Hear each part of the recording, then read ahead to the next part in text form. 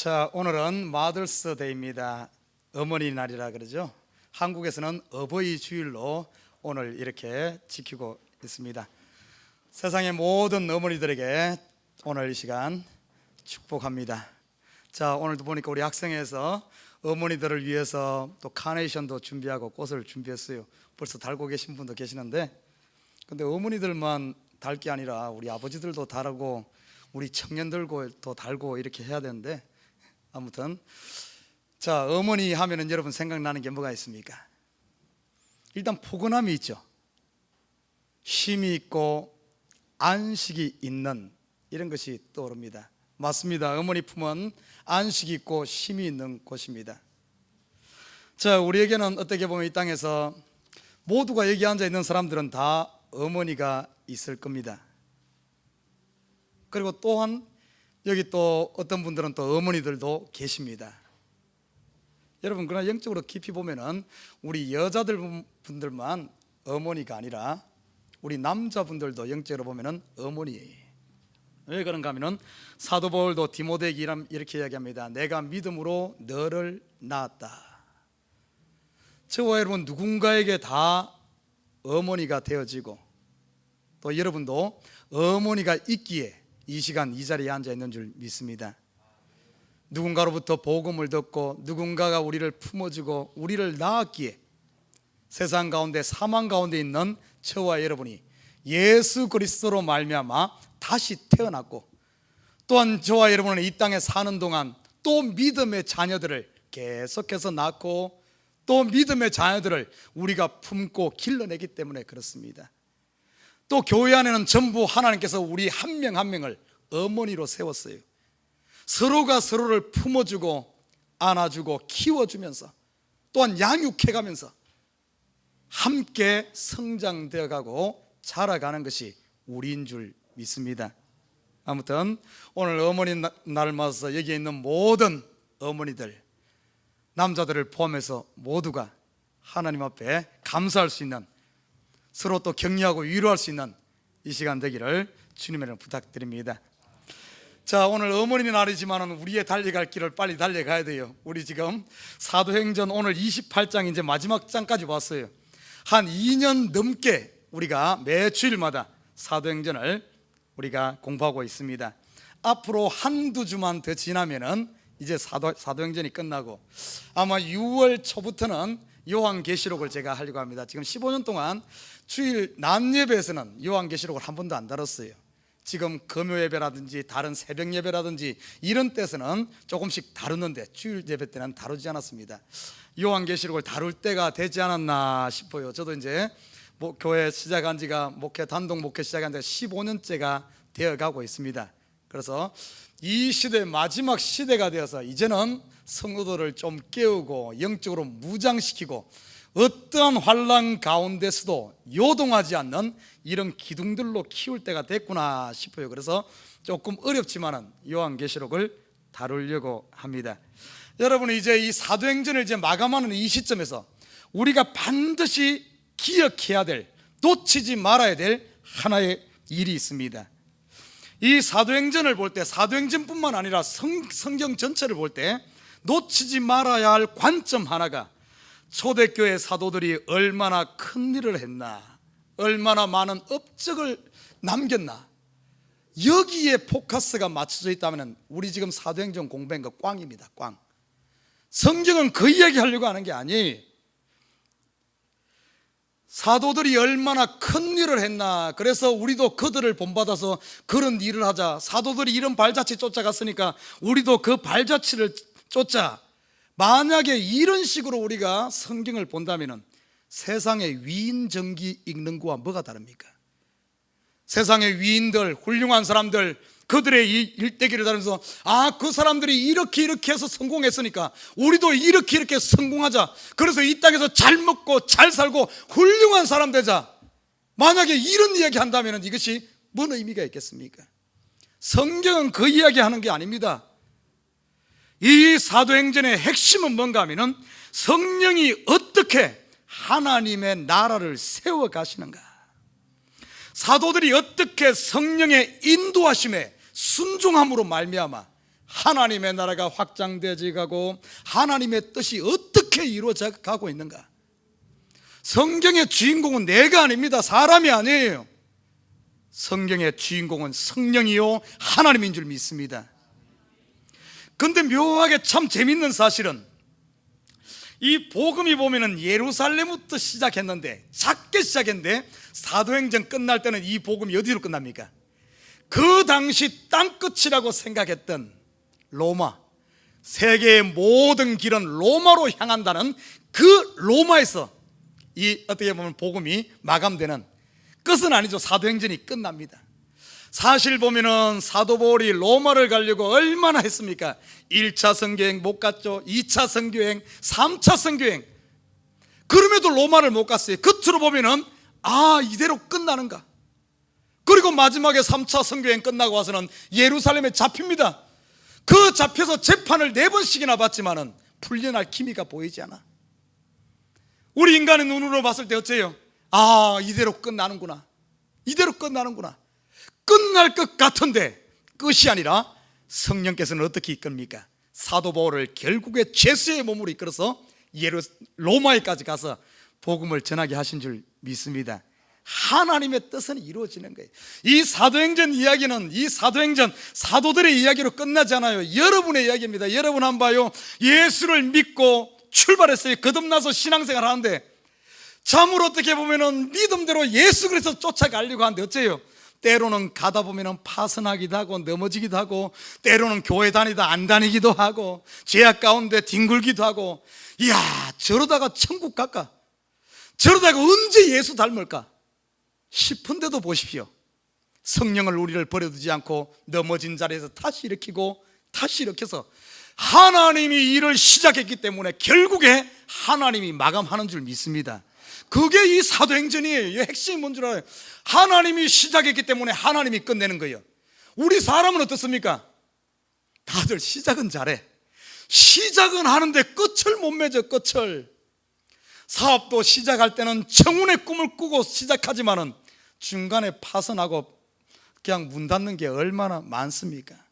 또 이 시대 어때요? 가정도 그런 경우가 있죠. 청운의 꿈을 꾸고 가정을 시작하지만은 중간에 파선되는 경우도 있고, 우리 인생도 멋지게 출발하지만은 중간에 질병이나 어떤 이런 이유로 해서 시작은 다 하지만은 끝을 못 맺잖아요. 그런 게 얼마나 많아요. 그러나 하나님은 어째요? 오늘 사도행전에서 보여주고서 하시는 것이 그거예요. 하나님은 한번 시작하면은 사람이 어쩌든 그거하고 상관없이 앞에서 로마가 막든 풍랑이 막든 그 어떤 유대인들이 막든 세상의 그 어떤 권세가 막더라도 하나님이 시작한 일은 하나님이 마감한다. 할렐루야. 그래서 우리에게 소망이 있는 거예요. 소망이 있어요. 여러분, 지금 여러분 거듭났어요. 예수 이름으로 출발했습니다. 걱정 마십시오. 여러분 쓰러져도 하나님이 일으켜서 반드시 여러분들을 저 천국으로 신랑 되는 예수께로 인도해서 그 앞에서 혼인잔치를 하고 영원한 안식에 들어갈 줄 믿습니다. 내가 하는 게 아니라 성령이 하시는 거예요. 그걸 지금 사도행전에서 보여주고 있는 겁니다. 자, 오늘 본문 들어갑니다. 오늘 본문에 보면은 우리 지난번에 27장에서 어떻습니까? 로마로 향하는 그 길에 큰 풍랑을 만나죠. 큰 풍랑만, 유라굴로라는 큰 풍랑을 만납니다. 그 풍랑에서 겨우 살아난 이후의 이야기를 다루고 있어요. 오늘 사도행전 28장 1절을 봅니다. 이렇게 말합니다. 우리가 구원을 얻은 후에 안적 그 섬은 멜리데라 하더라. 여기서 보십시오. 우리가 구원을 얻은 후 어디에서 구원을 얻었습니까? 큰 풍랑에서 구원을 얻었습니다. 사실 이 풍랑은 어떻습니까? 그냥 풍랑이 아니에요. 유라굴로라는 풍랑, 큰 풍랑을 만났고 이 모든 276명이나 되는 이 사람들의 배 안에 있었습니다. 그들이 할 수 있는 것이라고는 아무것도 없어요. 유일하게 그들이 한 것은 뭔 줄 압니까? 버리는 일만 했습니다. 버리는 일. 자기들이 소망을 가지고 모았던 재산들, 그 당시 알렉산드르의 곡물을 싣고 가는 배였거든요. 이 곡물, 자기의 소망, 자기의 꿈, 자기의 비전, 자기의 앞날을 행복하게 해줄, 평안하게 해줄 그 많은 물건들을 그들이 할 수 있는 것은 배를 가볍게 하기 위해서 그 버리는 일밖에 못했어요. 그것들 다 버렸죠. 배에 있는 사람들은, 뱃사공들은 배의 기구들, 자기들의 밥벌이 할 것 아닙니까? 자기들의 앞길을 책임질 그 배의 물건들을 버리고, 그리고 거기에 있는 모든 사람들은 나중에는 자기의 소망도 버리고 자기의 살 수 있는 생명의 소망까지 다 버렸어요. 이 큰 풍랑 앞에서는 할 수 있는 게 아무것도 없어요. 버리는 위에는 다 버리고 이 사람들이 어떻게 됩니까? 천부여 어지없어서 손 들고 옵니다.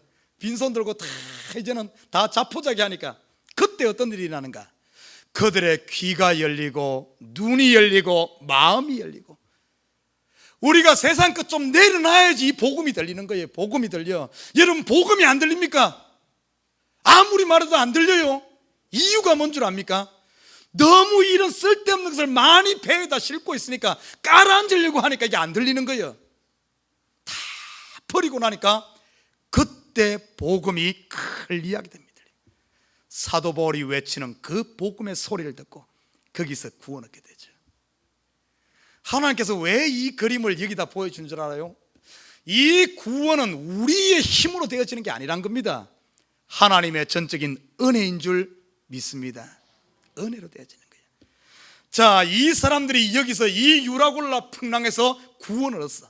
이 말은 지금 저와 여러분이 우리가 마지막 손 쓸 수 없는 것 하나가 있어요. 뭡니까? 죽고 사는 문제는 우리 힘으로 안 되잖아요. 그 사망의 권세, 심판의 권세, 지옥불에서 우리가 지금을 구원 얻었습니다. 오늘 지금 우리가 구원을 얻은 후에 이 말은 지금 저와 여러분의 이야기인 거예요.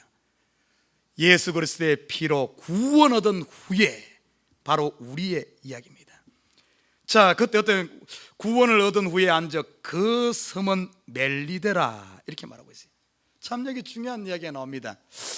아니, 배가 파선해서 그들이 도착해 파선하고 살아남은 276명이 도착한 곳이 어딘가 하면 육지에 도착하면 좋을 텐데 육지에 도착하지 않고 오늘 멜리데 섬에 도착합니다. 이 섬에 도착할 것에 대한 것은 사도 바울이 풍랑 가운데 있을 때 예언을 합니다.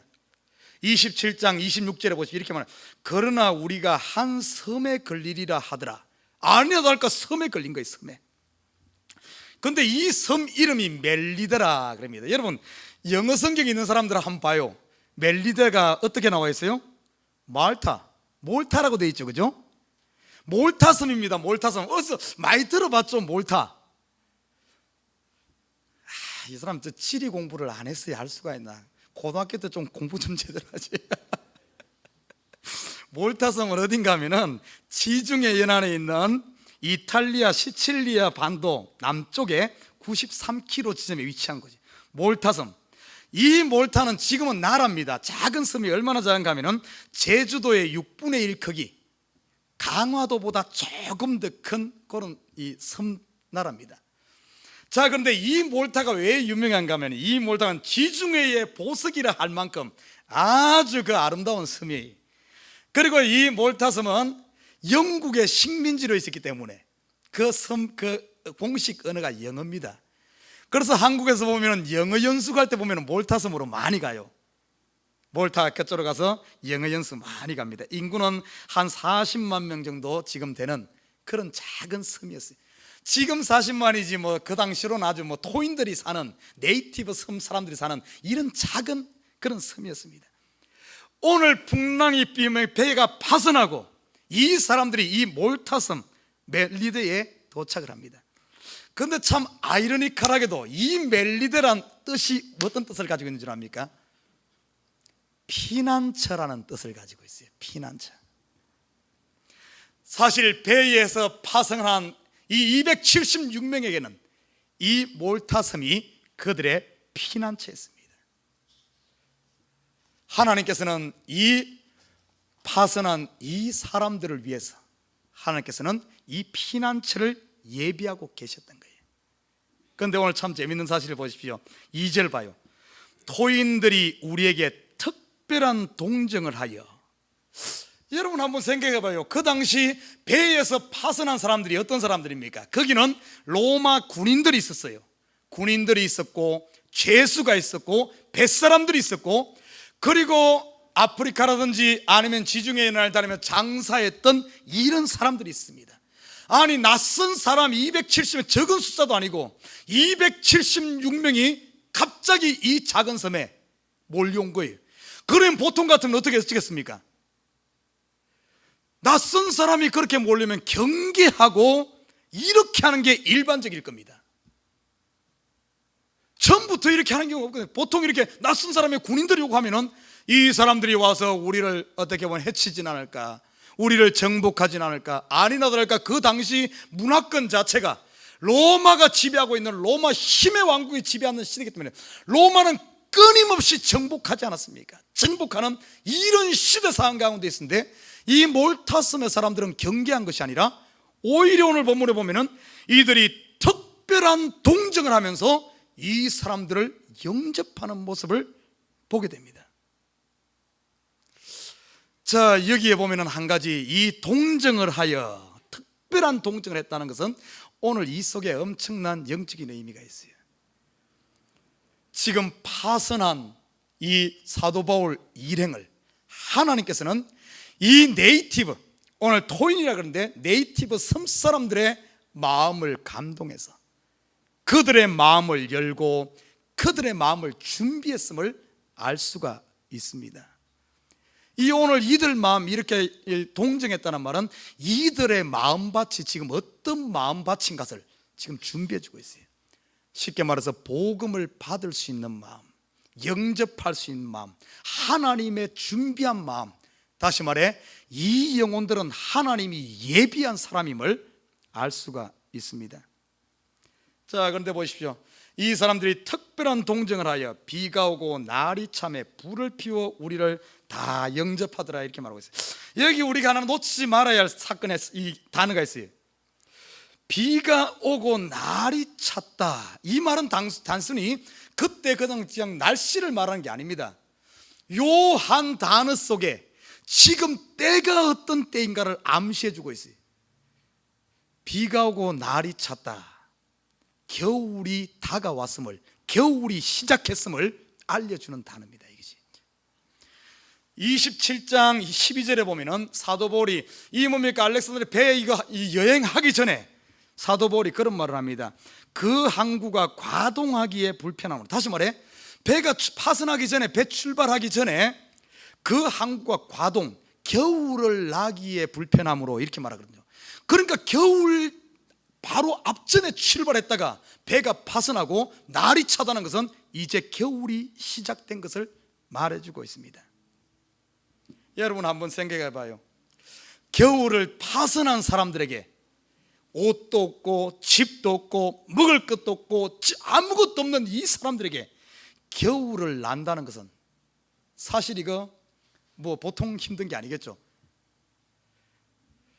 사실 오늘 보면은 이 겨울을 나야 하는 이 오늘 파선한 사람들에게 이 멜리데라는 이 섬은 그들의 피난처입니다. 이 멜리데가 지금 이야기해 주는 게 뭔 줄 압니까? 우리 성도들 봐요. 우리 지금 성도들의 삶이 오늘 파선한 사람들 같이 이 땅을, 세상을 보면은 전부 어떻게 보면은 이리때가 우글거리는 것 같은 우리 성도들이 살기에는 이 땅은 겨울과 같습니다. 꽃피는 봄이 아니에요. 지금 계절은 봄이지만은 우리 성도들이 이 땅에서 믿음으로 살아가는 데 있어서는 이 땅은 겨울과 같아. 살기 강팍합니다. 만만치 않아요. 우리 예수 믿는다고 해서, 내가 착하게 산다고 해서 사람들이 인정해 줄 것 같습니까? 오히려 더 무시하고 오히려 비웃고 비꼬면서 이리 가운데 양으로 사는 것 같은 이런 게 우리 이 시대 성도들의 삶입니다. 오늘 본문에 나타난 이 멜리데 섬은 무엇을 상징해 주고 있는 줄 압니까? 무엇을 얘기해 주는 거예요? 교회입니다. 교회. 오늘 이 여행지를 하는 사도 바울 일행과 이 사람들을 구원하던 이들의 최종 목적지는 이 멜리데 섬이 아니에요. 이들이 가고자 하는 섬은 목적지는 어디입니까? 로마죠. 로마. 사도 바울의 미션이 완성되어지는 로마로 가야 되는데, 그런데 잠시 머물러 가는, 잠시 쉬어가는 피난처와 같은 곳, 바로 지금 이 시대 교회입니다. 여러분 예수 그리스도로 거듭나고 여러분의 최종 목적지가 어디예요? 아버지 품 아닙니까? 천국 아닙니까? 천국 가기 전에 이 땅에서 이 교회를 통해서 우리가 신부로 준비되어지고 우리가 거룩해지고 오늘 이 멜리데 섬을 통해서 이 파선한 사람들이 힘을 얻고 용기를 얻어서 로마까지 가기 위한 하나의 어떤 피난처입니다.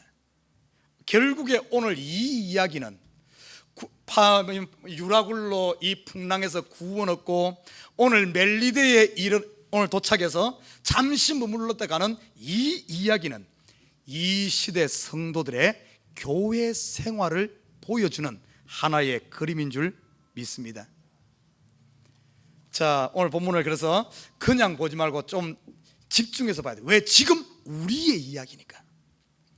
자, 성경으로 돌아갑니다. 3절 보십시다. 3절에 그런데 이곳에서 한 사건이 터져요. 3절 보십시오. 바울이 한 뭇 나무를 거두어 불에 넣으니 뜨거움을 인하여 독사가 나와 그 손을 물고 있는지라. 여러분 오늘 이 이야기가 우리 흔하게 우리 가운데 일어나는 이야기 아닙니까? 저는 그렇게 생각해요. 면밀히 보십시오. 오늘 지금 이 마음이 준비되어 있고 오늘 이 토인들이 네이티브 이 섬 사람들이 좋은 마음으로 은혜로운 마음으로 뭘 한 줄 압니까? 이 파선한 사람들을 영접하면서 그들을 위해서 불을 피우고 장소를 제공했어요. 나뭇가지를 넣고 좋으니라 불을 피웠어요. 사도 바울도 봐요.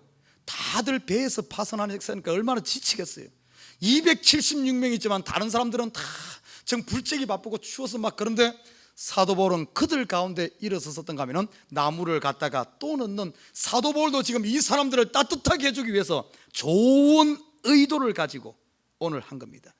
토인들도 좋은 의도를 가지고 했고 사도 바울도 좋은 의도를 가지고 좋은 마음을 가지고 일을 했는데 어떤가 하면 독사에 물리는 오늘 이런 난관에 부딪힙니다. 저는 요즘에 봐요. 우리 성도들 교회 일할 때 한번 보십시오. 전부 좋은 마음으로 자기를 헌신하는 마음으로 음식 봉사를 하지 않습니까? 지금 이 시간도 밑에서는 음식을 지금 만들고 있어요. 또 주일날 남들은 그냥 편하게 교회에 오는데 내 차를 가지고 남들보다 먼저 나와서 내 차로 위험을 무릅쓰고 20분, 30분 돌아서 픽업하는 차량 운행하는 사람들이 다 좋은 마음으로 하잖아요. 우리 남들은 다 식사하고 나면은 그냥 이야기하면서 커피 마시고 있는데 그 시간에 또 성가대원들은 어째요?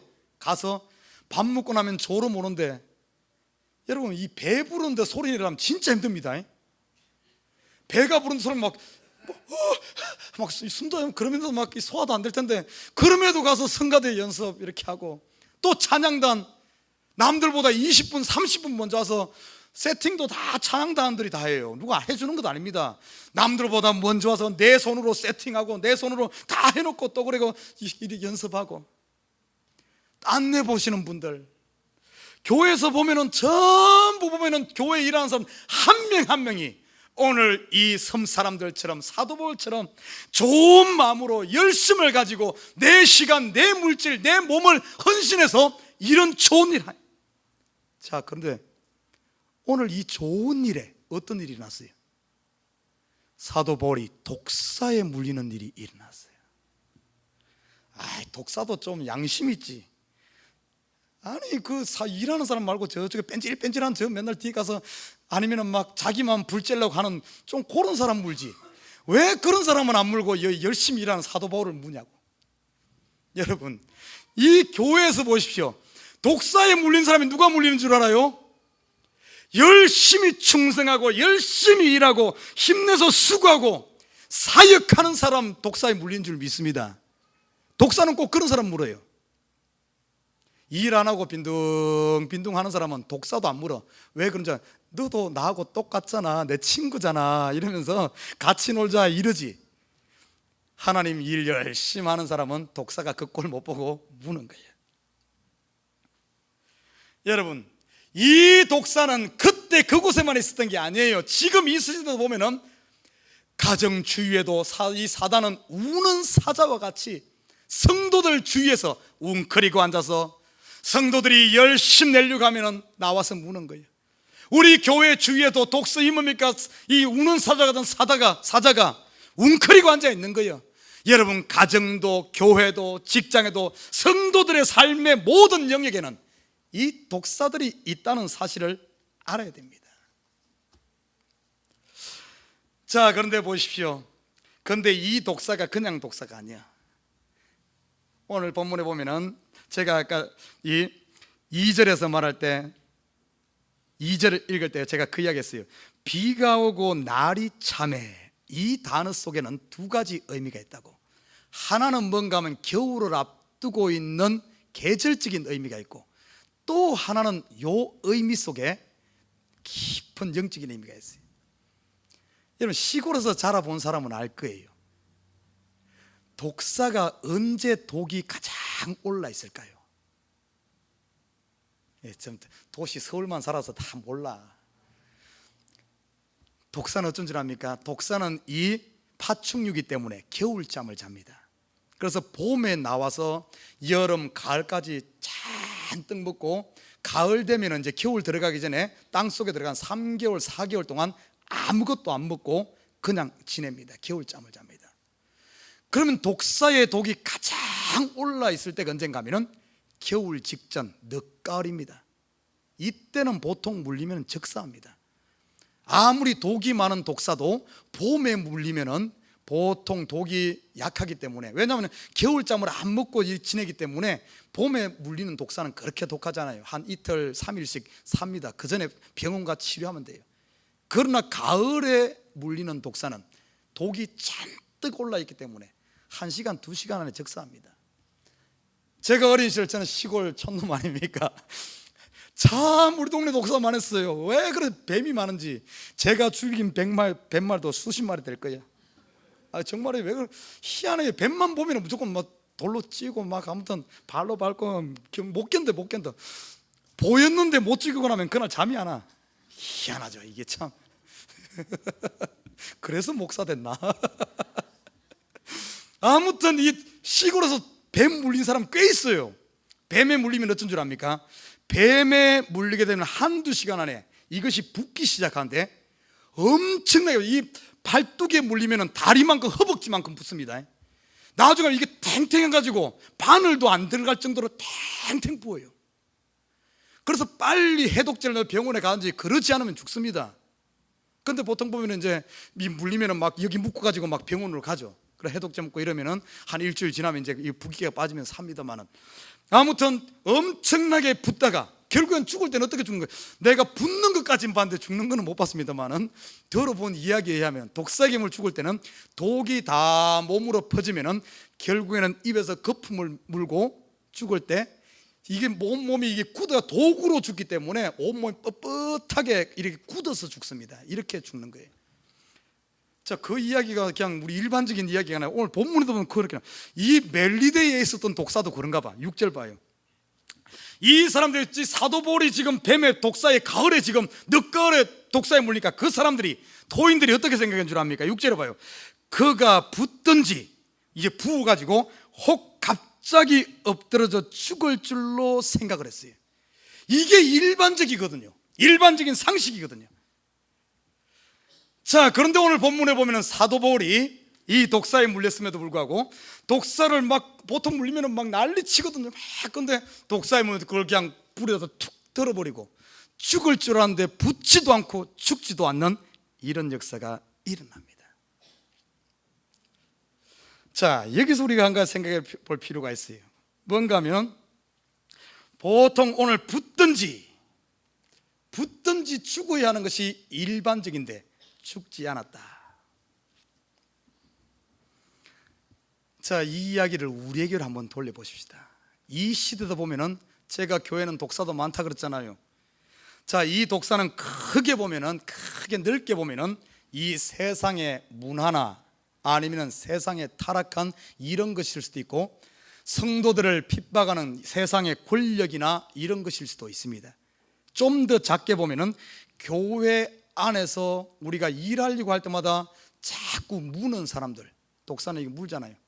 문다는 것은 입으로 가지고 실컷 해놓고 나면 음식 실컷 정말 잠도 안 자고 음식 해놓고 나면 먹고 나서 그래, 아, 이 음식이 좀 짜다. 이건 누가 만들어? 음식 만든 사람 입장에서 생각해봐요. 음식이 짜다, 음식이 뭐 어쩌다. 정말 밤새도록 수고한 것이 한순간 그냥 또 독사에 물린 것처럼 그렇게 돼. 찬양 실컷 준비해서 열심히 했는데 성가대고 하는데, 아이 박자가 틀렸어. 끝나고 나니까 아이고 왜 박자, 아이 그런데 교회 내에서 참 누가 그거 하고 싶어서 하겠어요? 하고 싶어서 그런 건 아닌데, 아무튼 독사들이 많아. 더 작게 보면 뭔 줄 압니까? 더 작게 보면은 이 독사는 멀리 있는 게 내 속에 있어. 내 속에 내가 뭔가 이제 요번에 결단을 하고 새벽 기도를 해야지, 이제 뭔가 결단하고 올해 성경 일독해야지, 아 이제 내가 결단하고 뭔가 하려고 하면은 딱 마음 먹고 한이 털하고 나면은 내 마음에 어떤 마음이 싹 들어간 거야. 야 그거 해도 소용없어야 뭐하러 그거 하냐 하면서 자꾸 내 속에서 게을러지고 한 내 속에서 일어나는 이 자아라든지 내 속에서 발목을 사로잡는 이런 독사들. 여러분, 독사는 항상 우리 주변에 있어요. 항상. 왜 독사에 물렸어요? 아, 물릴 수 있어요. 저도 많이 물렸어요. 자, 보통 독사에 물리면 어떤가 하면은, 교회 안에서 가정에서 독사에 물리면 탁 물리면 제일 먼저 나타나는 현상이 뭡니까? 아까 물어봤어요. 붙는다 그랬잖아요, 그죠? 그럼 우리 교회에서 우리에게 적용하면 붙는 게 뭐예요? 누가 딱 그 사람은 갑자기 얼굴색이 싹 변하면서 입이 이만큼 나와버려. 생각하니까 박자 틀렸어. 얼굴색이 싹 변하면서 입이 이만큼 나와. 그러면서 좀 더 이제 많이 붙는 사람은 거기서 이를 갑니다. 이렇게 막 가라. 이게 붙는 거야. 보통 이렇게 붙잖아요. 가끔 보면은 주일날 딱 보면은 이 독사 물려가지고 집에서 교회 오려고 하니까 남편이 물어가지고 교회 오면서 막 이렇게 막 부어 있는 사람들 많아. 보면은 우리 집사람 물렸구나.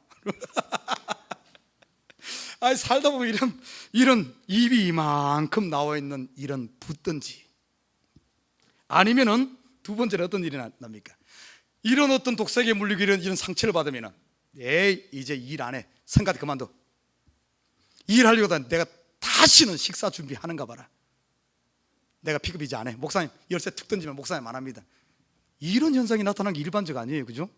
독사에게 물리면 지금 붙든지 뭔가 막 거품 품고 죽든지 막 이렇게 나타나야 돼. 보통은 그럽니다. 또 어떤 경우는 이제 죽음 직전까지 가는 거품 품는 단계가 어떤가 하면은, 에이 이 교회 안 다녀. 교회가 이거밖에 없나? 교회 안 나오 그냥. 그리고 이제 더 심하면 어떤 줄 압니까? 교회 안 나오는 정도로 끝나는 게 아니야.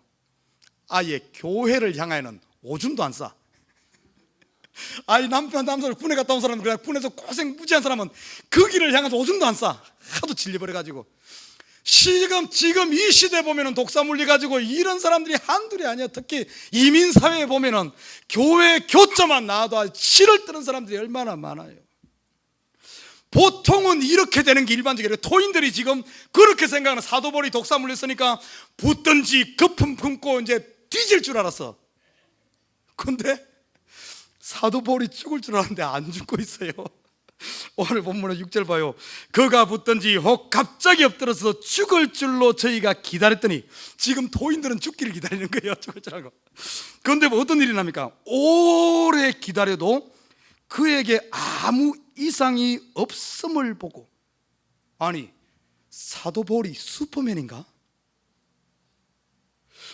독사에 물렸는데 죽지 않은 게 아무 이상이 없는 거예요. 분명히 독사가 이 시점이면 독이 바짝 올라 있는 건데 죽어야 되는데 죽지 않는 거예요. 자, 왜 사도벌이 독사에 물렸음에도 붙지도 않고 상하지도 않고 죽지도 않는가? 왜 그런 일이 일어나는가? 여러분, 그 해답이 나옵니다. 성경을 찾아봅니다. 마가복음 16장 3절에서 18절 한번 성경 다 찾아봅니다. 앞으로 쭉 가만 있으면 마가복음, 마태복음, 마가복음 그러죠. 마가복음 16장 15절부터 18절까지 읽습니다.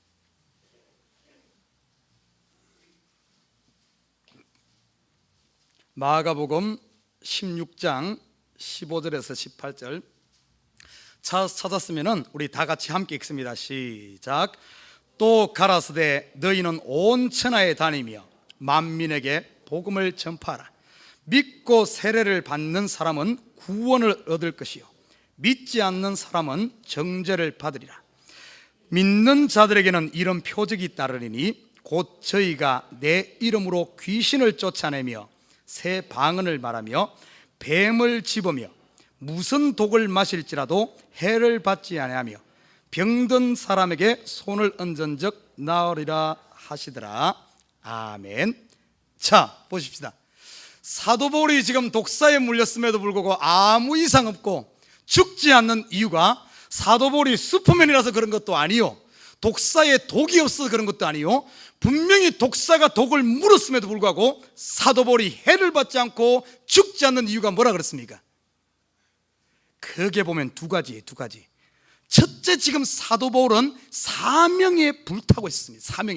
사명에 불타고 있고 붙들려 있었기 때문에 그 불이, 그 사명의 불이 독사가 문 이 독, 이 독사가 뿜어내는 이 불화살, 사단이 뿜어내는 이 화전과 같은 불화살보다 사도 바울의 사명의 불이 그 독을 살라버린 겁니다. 또 하나가 있어요. 그것만이 아닙니다. 오늘 뭐라 그랬어요? 믿는 자들에게는 이런 표적이 따르리니 독을 마시도 해를 받지 않는다. 지금 어떤 의미? 사도 바울이 지금 어디 있다 그래요? 믿는 자들, 지금 믿음 안에 있었기 때문에, 은혜 안에 있었기 때문에, 하나님의 복음에 붙들려서 믿음 안에 있었기 때문에 독사가 물어도 해를 받지 않고 살아난 줄 믿습니다. 자, 그러면 우리에게 돌아오십시다. 오늘 오다가 독사에게 물려서 입이 이만큼 나와 있어요. 오늘 점점 상처가 커지면서 내 마음에 이빨이 갈면서 원망과 이런 것이 자꾸 싹트고 있습니까? 지금 갑자기 쓰러져 죽기 직전입니까? 그 이유가 왜입니까? 저 독사의 독이 세서 그렇습니까? 아니면은 내가 지금 믿음 안에 있지 못하기 때문에 그렇습니까? 여러분, 입이 나오는 것도, 성도가 시험 들어서 넘어지는 것도, 성도가 교회를 떠나는 것도 다 원인은 독사에게 있는 것이 아니라 누구에게 있다고? 나에게 있어요. 나에게. 내가 지금 입이 나고 원망이 생기고 불평이 생기고 이 모든 것들은 뭔가 내가 지금 믿음 안에 있지 못하다는, 내 속에 성령의 불이 타오르지 꺼지고 있다는 증거입니다. 내가 사명을 다 잃어버리고 있다는 증거예요. 바로 나에게 있다는 거. 그런데 우리는 어째요? 자기가 믿음 안에 있지 못하여서 붓고 쓰러지고 죽으면서 말하기는 어떻게 이야기합니까? 다니면서 꼭 엉뚱한 데 이야기를 해. 저게 목사요? 저게 성도요? 마귀지? 저게 교회인가? 이러면서 핑계는 자꾸 엉뚱한 데 써대는 게 엉뚱한데, 그러니까 해결책이 없죠. 해결책이. 독사에게 물리면 해독제를 먹든지, 독사에게 물리면 어떤가 하면 내가 믿음 안에 십자가 앞에 나오게 되면, 내 마음을 열고 믿음 부여잡고 은혜 안에 나오면 그 독이 나를 해하지 못하는데, 자기 자신을 바라보지 못하고 자꾸 다른 데서 그 해답을 찾으려고 하니까 더 완악해져서 독이 퍼져서 결국에는 경직되어 죽어요. 경직되어 죽어요. 자, 보십시다. 이 시대 우리 교회도 독사한테 물린 사람들 많을 거예요.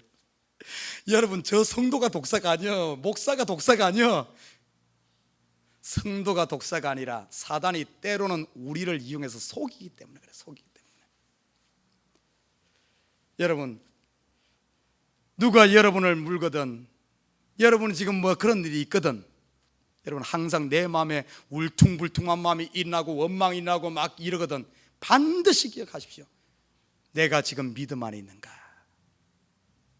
그럴 때마다 여러분, 그런 마음이 일어날 때마다 십자가 부여잡으시기를 주님을 부탁드립니다. 예수 앞에 나와서 그 은혜 앞에 서게 되면 그가 아무리 큰 도구로 아무리 나를 한다 할지라도 그것이 나에게 영향을 주지 않아요. 세상 사람들은 어쩐 줄 압니까? 요즘에 교회들마다 시끄럽죠, 그죠? 교회들마다 막 싸움이 일어나고 막 성도들이 시험 들고 다니면서 막 울퉁불퉁 하니까 세상 사람들은 어떻게 보는 줄 알아요? 야, 저러다가 우리를 예의주시합니다. 오늘 토인들이 예의주시하잖아요. 야, 저러다가 퉁퉁 붓고 이제 뒤져버리겠지 하면서 이렇게 막 우리를 주시하고 있어. 그런데 가만히 보니까 막 저들이 막 교회에서 막 피 터지게 싸우는 것 같아. 막 다니면서 막 교회 막 목사 욕하고 교회 욕하고 막 그럴 것 같은데 죽을 것 같은데, 그럼에도 불구하고 이 사람들이 그래도 꾸역꾸역 교회 나오네. 아니 다 혼자 다니면서 막 목사 욕해놓고 그러면서도 목사님 좋다고 막 목사님 밥 사주고 에버그린 장로교회 그렇게 욕하고 다니면서 그래도 주일날 되면 끼역끼역 교회 나와. 죽을 줄 알았는데 안 죽어. 오늘 본문에 봐요. 뭐라 그런 줄 압니까? 사도 바울이 금방 죽을 줄 알았는데 안 죽어. 물리면 죽어야 되는데 안 죽으니까 어떻게 생각하면 이 사람들이 오늘 본문에 봐요. 28절에 봐요. 28절 6절 뒤에 보면은 이렇게 말합니다. 오래 기다려도 그에게 아무 이상이 없음을 보고 돌려 생각하여 말하되 신이라 하더라. 예전에 보니까 한국에 이런 드라마가 있어요. 여러분, 저는 뭐 우리 집에 TV가 없어서 못 보는데 신문에 보니까 그 가끔 나오더래요. 신불사 이런 드라마가 있어요. 아, 우리 식구들 드라마를 전혀 안 봐서 모르는구나. 신이라 불리운 사나이 이런 드라마가 있었어요. 송 누구던데, 송정국인가 뭐 송 누구던데 그 주인공이 신이라 불리운 사나이. 여러분, 드라마 속에 그 사람이 그런 것이 아니라 성도들 여러분들이 지금 교회에서 시험 당하고 내가 음식 준비하면서 힘들고 그러더라도 그럼에도 불구하고 또다시 음식 준비하고 차량 운행하면서 욕먹으면서 그래서 또 하고 성가대 못 온다고 맨날 구박 당하면서 그래도 하고 안 죽고 이렇게 계속 상처도 안 받고 그러면서 이렇게 가는 거 보면 사람들이 어떻게 되는 줄 압니까? 돌려 생각해. 아니 저기에 뭐가 있길래 저러지? 저렇게 욕하고 저렇게 고생하면서도 꼭 거기 그러네. 그러면서 돌려 생각해서 어떤 줄 압니까? 우리를 신이라 불리운 사나이라고 부르는 거예요. 남의 이야기가 아니에요. 우리를 신이라고 보는 거예요. 여러분 맞잖아요. 여러분이 누굽니까? 하나님의 아들, The Son of God. 신이라. 사람들이 우리를 그렇게 보는 거예요. 그렇게. 그것이 뭐가 된다고요? 마가복음에 보니까 표적이 되어진다. 사인이 되어진다. 여러분, 우리가 세상에 대해 사인되어지고 그리스도의 정인으로 표적되어지는 것은 성도들이 돈 많이 벌어서 전부 하버드 대학 가가지고 좋은 대학 나오고 뭐 훌륭한 사람 되어서 세상에 그리스도의 사인 드러나는 것 아닙니다. 여러분보다 세상 사람들이 돈 더 잘 벌어. 여러분보다 더 성공한 사람 많아. 여러분보다 더 착한 일 많이 하는 사람 많아. 그런 것 가지고 사인되는 것 아니에요. 우리가 예수 믿는 사람으로서 하나님의 자녀로서 사인되는 것은 독사의 물리도 안 죽고 기어이 교회 나오고 기어이 봉사하고 대파지게 싸우면서도 그러면서도 또 화해하고 독사에 물려서 안 죽는 것이 여러분 그리스도인인 줄 믿습니다.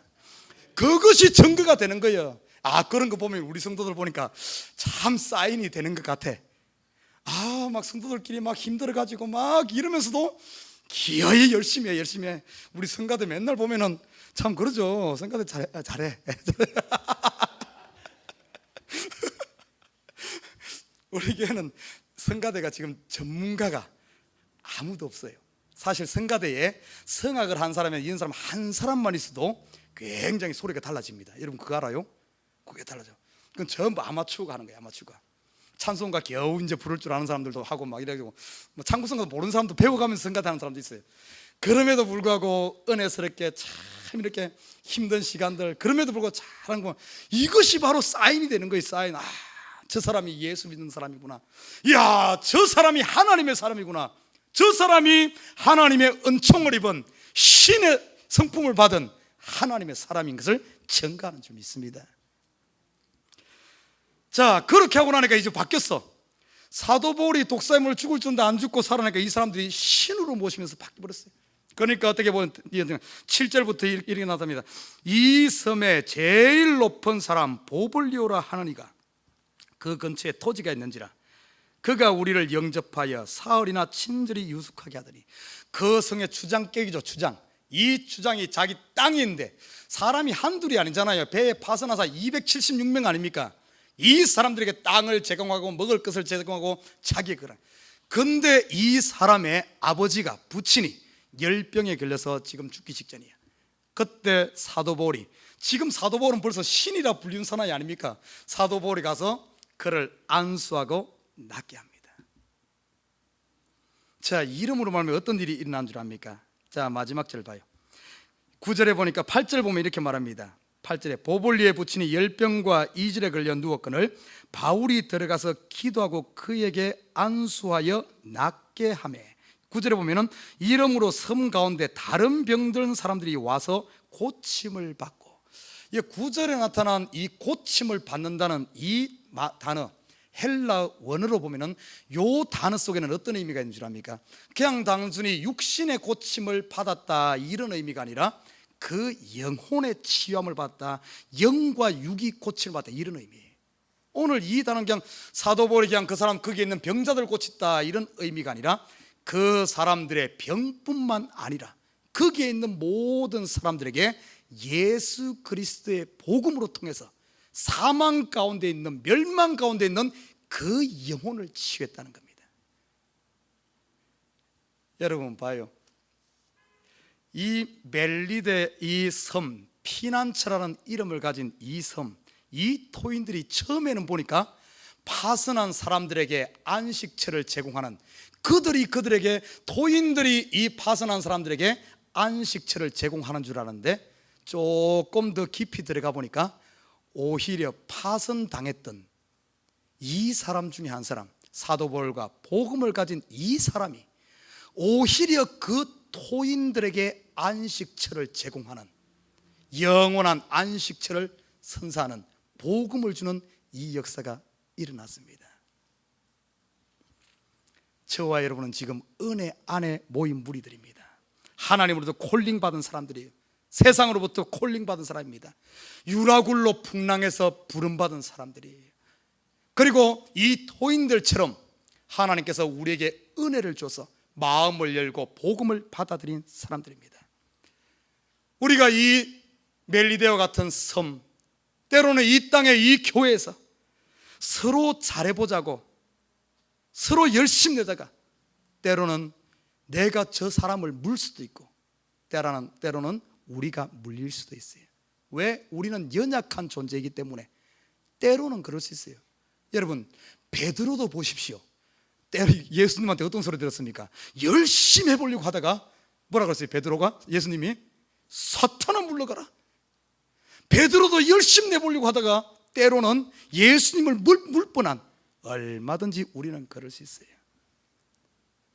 우리는 연약한 존재이기 때문에 때로는 사단의 거짓말에 속을 수도 있고 얼마든지 있어요.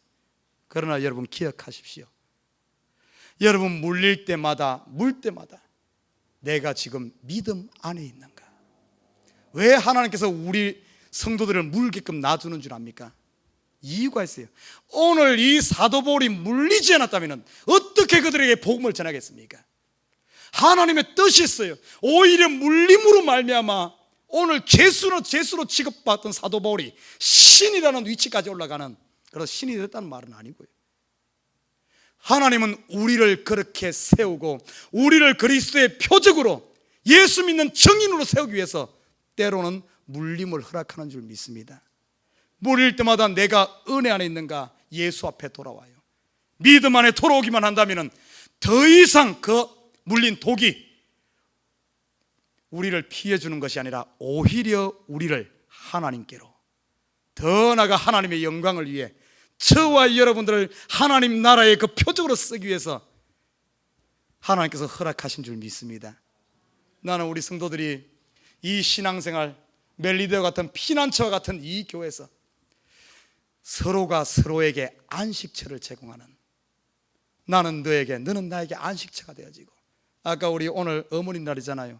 어머니 날 서로가 서로에게 어머니가 되어지는, 얼마든지 목사도 상처받을 수 있어요. 성도들이 어머니가 되어지고, 성도들이 상처받으면 내가 어머니가 되어져서 서로가 서로에게 안식을 주는, 그래야 영원한 안식, 로마로 향하는 사도 바울처럼 우리가 영원한 안식을 위해서 함께 지어져 가는 이런 성도들 되기를 주님으로 부탁드립니다.